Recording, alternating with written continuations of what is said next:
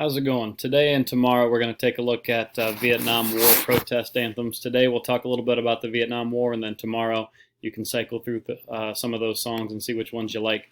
The goal here is to be as brief as possible. I know you guys talk about this in American history, so this is more of a refresher with a little bit more of a focus on some of the college student protests and why.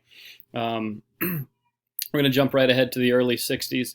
And so initially, the U.S. tries to get involved, and as we did a lot of times during the Cold War, we tried to make things shake out the way we wanted in the conflict between the French and the Vietnamese.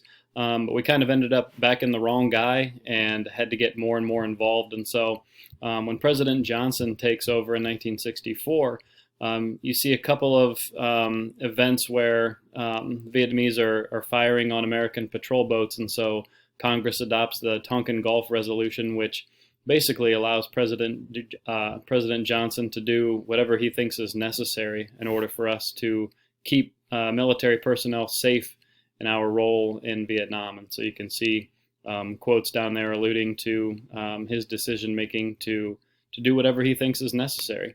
And so we start increasing our role militarily in the mid-60s. We start Operation Rolling Thunder, which is a bombing campaign of North Vietnam. And then in order to sustain this and in order to continue making sure things are going the way we want, we continue to send more and more troops over. And so right away, you start to see the draft be involved and start to send more and more people.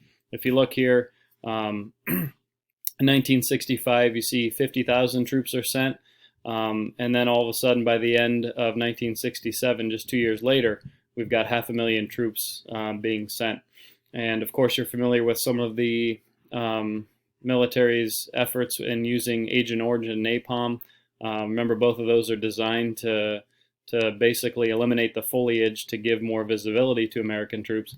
But of course, the chemicals are obviously burning anyone that it comes in contact with, both Vietnamese civilians and U.S. military troops as well. Our search and destroy missions were basically going village to village, and if there was any rumor that Viet Cong were there, they would basically round up people and shoot them. They would set the villages on fire, anything they could to root out the Vietnamese, the North Vietnamese, I should say. As we talk about opposition to the war, I mean, one of the things that gets overlooked is who is going. It's called a working class war because there were ways for upper class individuals to get out of it.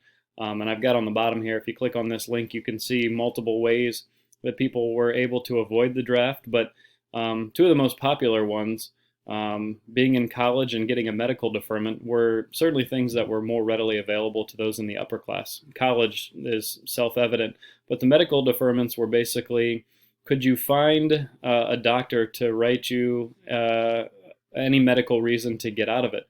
And so if your family knew a doctor, it was pretty easy for you to contact them and have a medical reason. Flat feet. When you look at the Phil Oakes song, Tomorrow, on the list, you'll see all the different things medically that could be used to get you out of the war, and all it took was somebody being willing to forge one of those for you, and you'd be in good shape. The other issue here is the racial aspect to the war. So, of course, you're looking at somewhere around 10 to 12% of the U.S. population is African American, and yet 20% of the combat deaths are black soldiers. And so there's obviously, in the later part of the 60s, you're still talking about the aftermath of the civil rights era. And so some of the racial components to the draft and to who's going to fight end up being part of the protests as well. Muhammad Ali famously giving up years of the prime of his career because he wasn't going to go to Vietnam.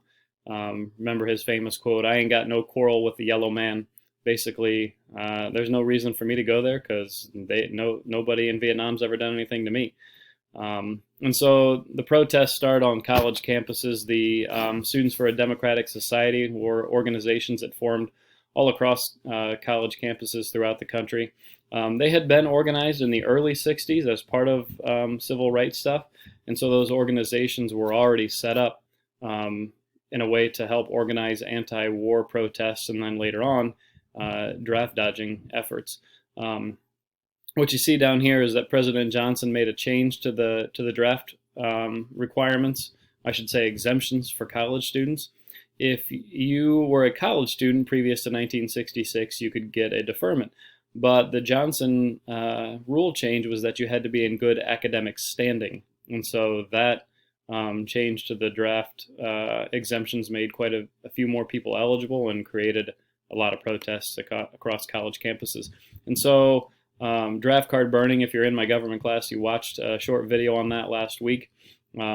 People organizing burning draft cards, which subjected you to jail time. People were in prison, and lots of people who didn't want to go fled to Canada. And of course, famously after the Vietnam War, all those individuals are pardoned somewhat controversially, because people who followed the law and went to Vietnam, I mean, lots of people died. And so then the idea that there would be a pardon for those who didn't follow the law and didn't do their responsibility was upsetting to a great many people. Student protests organized in Washington. You can see the numbers there, but a group of 30,000 of those protesters decided to march to the Pentagon in order to protest, and they were beaten and tear gassed by police. Of course, in the mid to late 60s,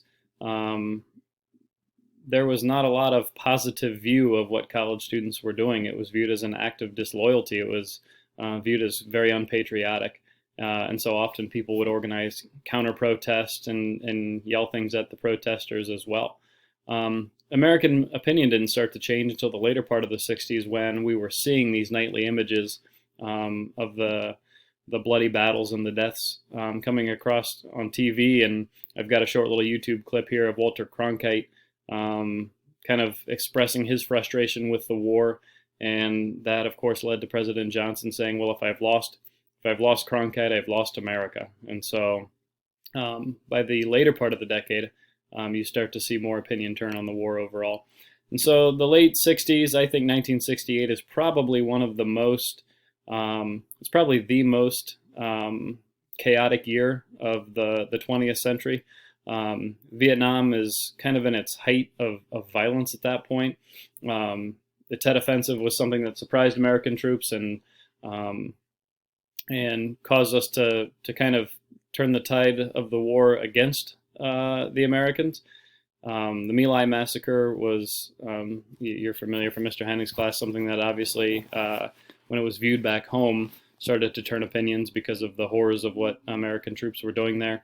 You have a couple of significant political leaders, both in the racial aspect, and then Robert Kennedy was supposed to be kind of the guy who was going to lead the Democrat Party into a new era, and then he was assassinated in 1968.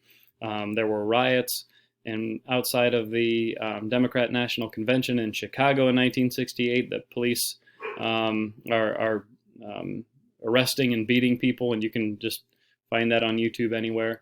And so these late 60s, early 70s were really when opinion started to change across America. It wasn't just the college students anymore. You started to see more widespread support for the idea of America getting out of the war. And so that kind of sets the stage for us for some of these protest anthems, and that's where you will pick up tomorrow.